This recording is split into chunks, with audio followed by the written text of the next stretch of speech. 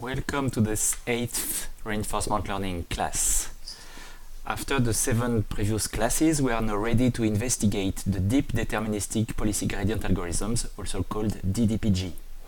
So what's DDPG? That's reinforcement learning over continuous states and continuous actions. First, a word to say that continuous actions matter a lot because, for instance, this is what is useful when you are doing control in robotics. So if you want your robot to learn through reinforcement learning, you need to tackle the continuous action problem. And the point is that the action space of a robot like iCube, who has 30 degrees of freedom, is huge. So finding a max over actions, which is necessary in reinforcement learning, in this huge space is very, very difficult. Actually, if the action space is continuous, you need to solve difficult optimization problems at each time step, which is, of course, very expensive. Actually, this is very expensive if you are looking for the optimum over the whole space. But policy gradient methods and actor-critic methods mitigate this problem by looking for a local optimum. They are called Pontryagin methods, in contrast with Bellman methods, which look for a single optimum. And in this class, we will focus particularly on actor-critic methods, keeping policy gradient methods for later on. So let's have a look at the history of actor-critic methods. In the class about model-free reinforcement learning, I presented to you a naive actor-critic algorithm where you just increase the probability of taking actions that led to higher reward than expected. Okay. This naive actor-critic algorithm was using a standard gradient descent, also called naive gradient or vanilla gradient descent. Okay. And this paper from Sutton and colleagues in 2000, which is a very important paper where the policy gradient theorem is proposed, has shown that if you are using an actor-critic architecture with function approximation in the critic and in the actor, there is a necessary condition between the features of your critic and the feature of your actor, so that your actor-critic architecture can learn without bias. Okay, it is shown that if this compatibility condition that I won't explain does not hold, your reinforcement learning or your actor-critic algorithm won't converge to the true value, but to some biased value. This gave rise to modern actor-critic methods with more modern mathematical background, let's say. Then Jan Peters made popular the idea of using the natural gradient rather than the vanilla gradient in modern actor-critic architecture, using linear architecture. So, as I told you in the previous class, linear architecture is when you have a weighted sum of features or a linear combination of features. So by combining natural gradient, modern actor-critic, and linear architecture, Jan Peters designed the natural actor-critic and episodic natural actor-critic algorithms. And then later on, Bhatnagar switched from least square methods to incremental methods, designing the incremental natural actor-critic algorithm. Okay, this was the state of the art in actor-critic architecture, in particular for robotics, before 2010, let's say. But in fact, those methods prove largely inefficient for robot control. Okay. The key issues were the following. First, the value function estimation based on linear regression is inaccurate, and the estimation of the critic is crucial for the convergence of the policy. So if you have inaccuracies in your critic, you may have a policy that is strongly suboptimal. So you need to be very accurate in function approximation, and this is what deep learning techniques will bring. Besides, it was proven that tuning these algorithms was difficult. In particular, tuning the step size of gradient descent was difficult. And in deep learning libraries, you can use adaptive gradient descent algorithm, which tune the step size by themselves, which makes the issue much easier to solve. So that's the background. And let's say that until 2010, these things were not working properly. This is the context where the deep deterministic policy gradient algorithm that I will focus on in this class was introduced in 2015. Okay. So the paper that introduces it is similar to the Atari paper introducing DQN in Nature. Okay. The idea is that the authors tackled about 30 standard simple control problems, such as the inverted pendulum, the Acrobot, Alpcheetah, etc., and even some car driving problem.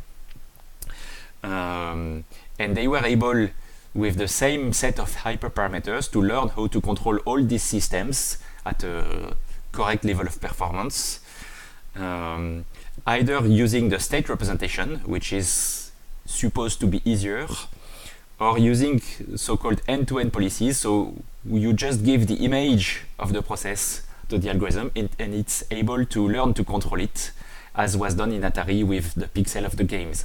Okay.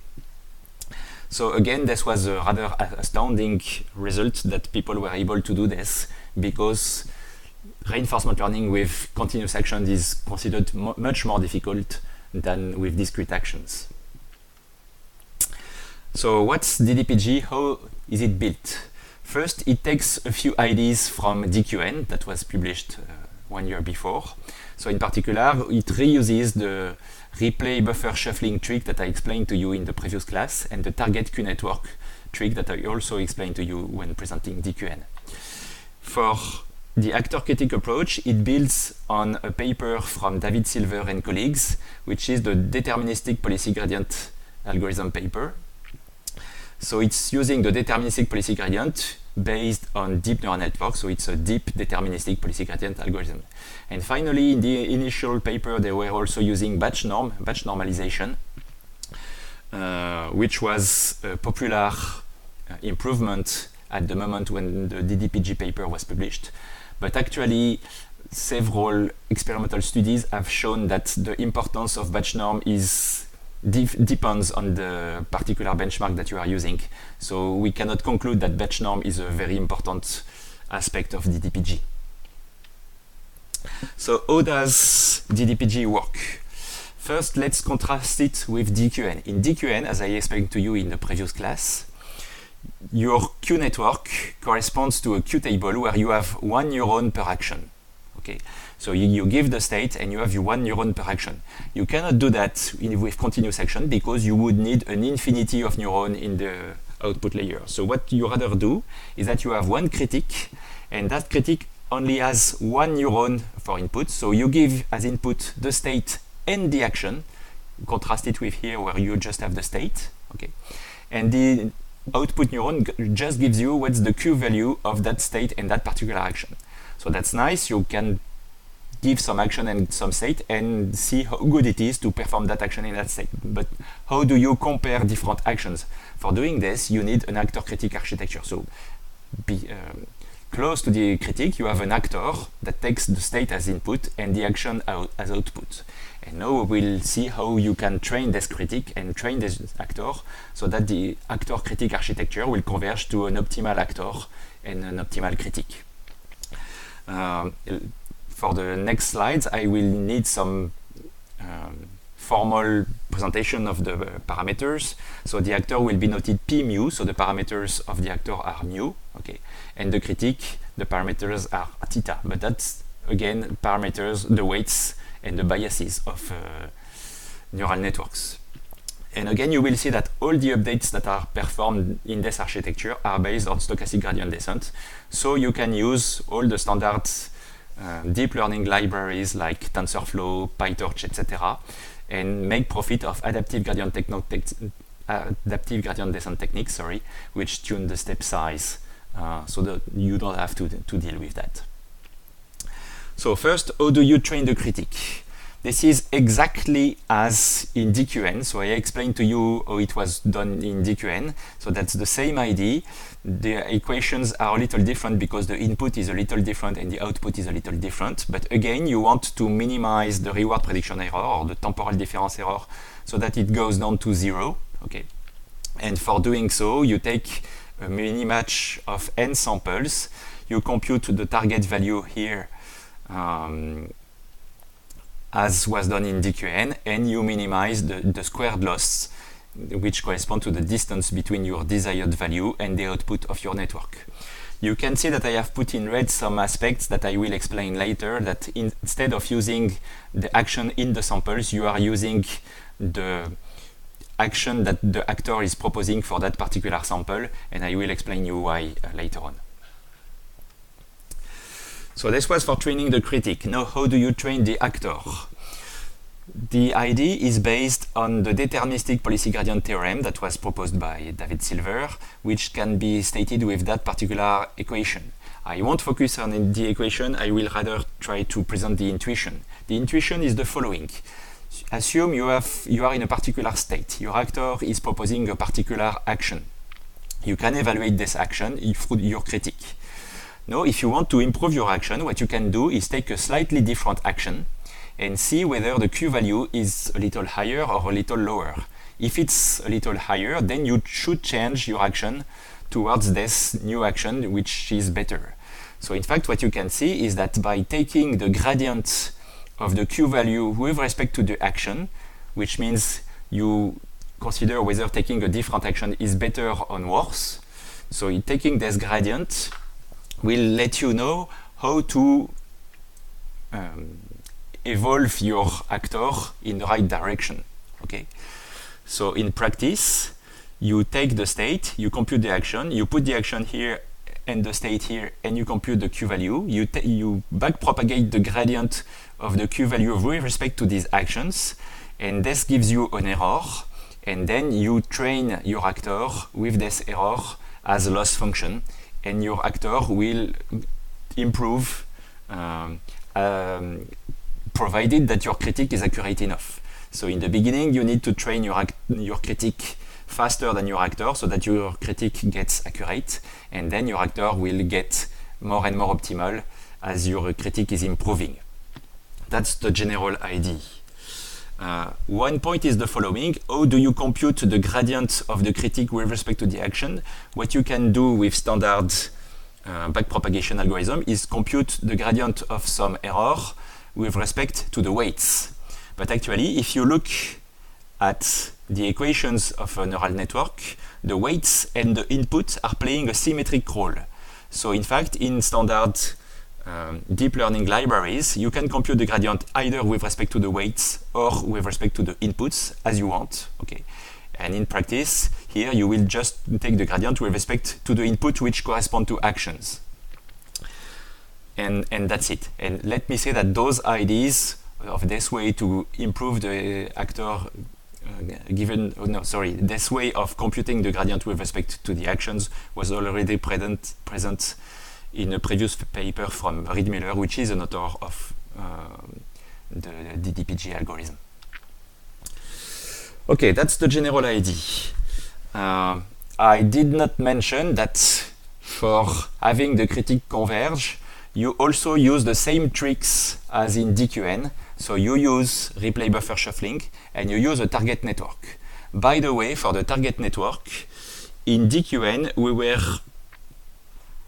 updating the target network each, for instance, 5,000 time steps. With DDPG, it was shown, and I will come back to that later, that it's a better idea to have the target network track the current network or vice versa with some decay parameter which is called tau and which needs to be tuned. I will come back to that later on. So now that we have some picture of how DDPG is working, let's look more closely. I told you that there is some difference with respect to DQN, which is that the action that we are using correspond to the action of the actor. Why is this so? In fact, we have to come back to what I explained to you about actor critic methods in the discrete state and action case. Okay, we are using a replay buffer. From that replay buffer, we take some samples. From the samples, we can update the critic as usual. But for updating the critic, you need to compute the gradient with respect to the actions corresponding to the actions that the actor is taking. So here you are taking the gradient with the actions of the actor and not the actions that is put here into the sample to perform this computation. But also to compute the target value to update your critique, you also need to take the action of the actor here. So you need the action of the actor. So one may think that this corresponds to an on-policy method rather than an off-policy method. In fact, it's not, because this is a standard actor critique architecture, and as we have seen, an actor critique architecture can work in an off-policy manner, okay?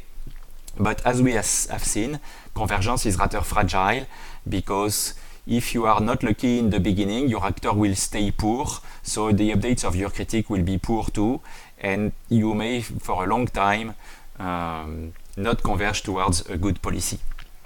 So, deep deterministic policy gradient, so DDPG, is rather fragile is in the sense that you need a lot of hyperparameter tuning so that it converges to something satisfactory, which is clearly the main weakness of this algorithm. One point to say that what is nice with an actor critique architecture is that the different parts, the critique and the actor, are rather separate and could be updated independently from each other. So you can update your critique at a certain pace, okay, and update your actor at a different pace. So updating the critique and the actor can be done in parallel with different computational resources. And actually, you can see in the literature that using several actors is a good idea, and I will explain you why later on. But you may use several actors, several critiques, several replay buffers, etc. And there is a lot of work in the standard, in the current reinforcement learning literature, particularly in good companies, in big companies where they have a lot of engineers, where they can perform all these, design all these parallel architectures to show that using parallel architecture, you can improve the speed of convergence of these algorithms a lot. A word about exploration. This is a very hot topic, so I could make a whole class about exploration. Here I will just focus on one aspect that is important for DDPG, but this is a lot important. In the standard DDPG algorithm, they are just adding, okay, the actor is taking an action, and then you add some exploration noise to that action, using either some standard Gaussian noise or using an Ornstein-Uhlenbeck. So that's a correlated noise process where the noise at the next type state depends on the noise at the previous type step. In the original DDPG paper, the authors were proposing this, and in fact, later on, it was shown that using an OU noise process or a Gaussian noise process is quite similar. Later on, it was shown that using this action perturbation scheme, where you just add some perturbation to the action, is not the best you can do. It is a better idea to rather perturb directly the weights of your actors. So if you are doing so, okay, let's focus on the difference. So these work were proposed simultaneously by Plappert and by Fortunato in the two following papers. If you add noise just to the action, this will change the action you will take, so this will change the content of your replay buffer, and so this may influence the way your critic will learn something, and finally this will influence the parameters of your actors. But if you are not lucky, a change here may not change a lot your critic and may not change your actor at all. Whereas if you are using action perturbation, if you are using parameter perturbation, you are directly moving in the space of parameters of your actor.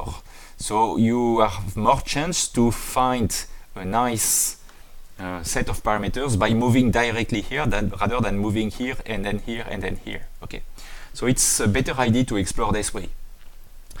And another point is that, as I told you, it's a better idea to use several actors simultaneously, because these several actors will explore different parts of the actor space simultaneously. So you get a better chance to find a nice place to get an efficient policy. And if you get an efficient policy, then you get nice samples with a lot of reward in your replay buffer, and your critique will improve faster, and then you will get better actors, and so on and so on. So there is a very positive feedback loop which makes it that using several actors is an excellent idea for exploration. There is much more to say about exploration. There are many interesting exploration techniques at the moment, but I cannot go into that in the context of this introductory class. A word to say that, as I told you, DDPG is a very sensitive algorithm where you need to tune hyperparameters. So a few examples about this, and this is not the whole story about all these parameters, this is just to show you what you can do. For instance, I told you that for updating the target and queue network, you need some hyperparameter which is called tau, which tells you how often you update your target network if tau is greater than 1, or at which rate you update it if tau is smaller than 1. And actually, if tau is exactly 1, this is you update it at each time step, so this is exactly as if you had no target network at all. And for instance, we performed a study in a benchmark called Continuous Mountain Car using different values of tau, and we could find that in that particular case, the optimal value of tau was smaller than 1, okay, consistently with what the DDPG authors found. Okay. But the point is that if we were using a different benchmark, definitely we would find a different value for tau, so it's hard to get any general message from these hyperparameter tunings. The same about Huber loss. Huber loss was something that was how do you say this? That was tried by many people at some point. So the idea is that for tuning, for learning with a neural network, in general you use a squared loss. And it was found in some supervised learning context that using the Huber loss, which is something which is more linear than quadratic, where you have a parameter delta that tells you how far you are from quadratic, may be advantageous. So we also made a study to see whether using Huber loss was a good idea or not. And actually the study was completely inconclusive, because using the Huber loss or not is a good idea depending on the problem you are tackling. So again, if you change the benchmark, you will find that using the Huber loss is good, or you will find that it's not good. In our particular case, we found that using the Huber loss was not providing any advantage, so we just removed it. So the general message is that tuning these hyperparameters is difficult and clearly dependent on the problem, which is a rather bad situation. So a general good idea is to start from the baseline code which are provided by OpenAI at that particular address, and then tune so they provide standard hyperparameter tuning, and then when you want to play with your particular application, you should move away from these standard parameters, but studying slowly how to change these parameters depending on your problem. A few other concepts that were used together with DDPG. For instance, there is the concept of a gradient inverter. So for instance, if the domains of your parameter is bounded, for instance, if you have limited actions, you cannot have actions greater than 1 or smaller than -1, which is the case, for instance, in Continuous Mountain Car. The gradient may push your weights or your actions beyond the boundaries. And if you do so, the gradient will continue. If you just cut the values so that they just go beyond the boundaries, the gradient will continue pushing, and this will be completely inefficient. To avoid this, some people were using, for instance, a hyperbolic tangent function, which squashes the gradient to stay within the boundaries. But for instance, Oaksness, Esch, and Stone found that rather inverting the gradient when you are beyond the bounds is a better idea, and they found that it was more efficient. We found this also to be efficient in Continuous Mountain Car and AlphaJITA, but again, we cannot conclude that it is always a good idea to use the gradient inverter. Another point which is also well known is related to the overestimation bias that I've told you about during class 6. Okay. You have here an illustration of the fact that this is the value, the average value of the critic. And if you know the problem, which is in that particular case continuous Montencare, you know that the average value of the critique should be around 60. So you can see that during learning, the overestimation bias makes it that the average value of the critique is going much higher than what it should due to the propagation of due to the max operator.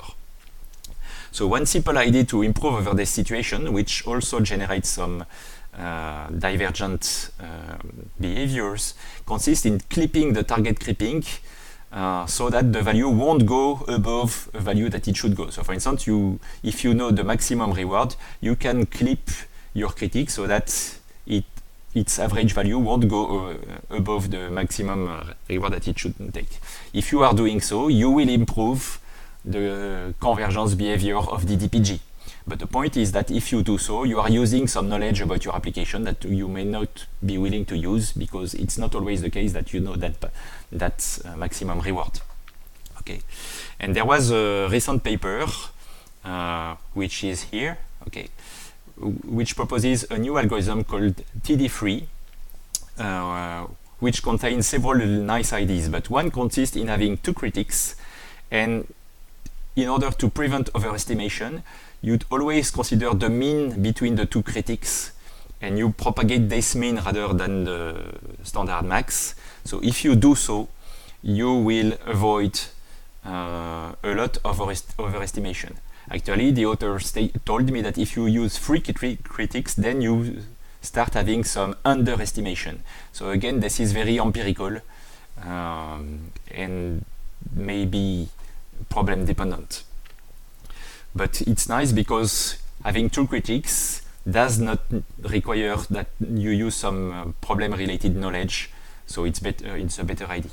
By the way, the TD3 paper also provides a few additional mechanisms.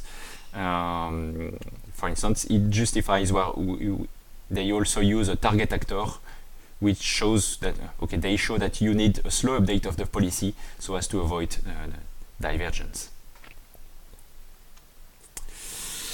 A final word to say that all these algorithms, DQN, DDPG, etc., are using a replay buffer, and I told you that replay buffer management is an issue. So I like very much this very recent paper from a few colleagues where they take 2 different benchmarks. One is a simple pendulum task, and the other one is a magnetic manipulation task where you want to have an iron ball move at a particular place by playing with magnets. And they show that with 2 different replay buffer management policy, they get contradictory results depending on the 2 benchmarks. So in the pendulum swing up, you should keep the replay buffer as big as possible and use a first in, first out methodology. No, sorry, you need a full replay buffer and keep everything. And if you use the first in, first out methodology, you are not as good. And in the second benchmark, you get exactly the opposite results. So again, replay buffer management depends on the problem, and the best strategy will depend on your problem, so you need to tune that. So that's the general message about DDPG, that this is a rather simple algorithm which is able to achieve many things and which is quite sample efficient because it uses a replay buffer, but actually it is quite sensitive to the context you are using it, and you need to tune the hyperparameters if you want it to work properly. And that's it for that class, and thank you for listening.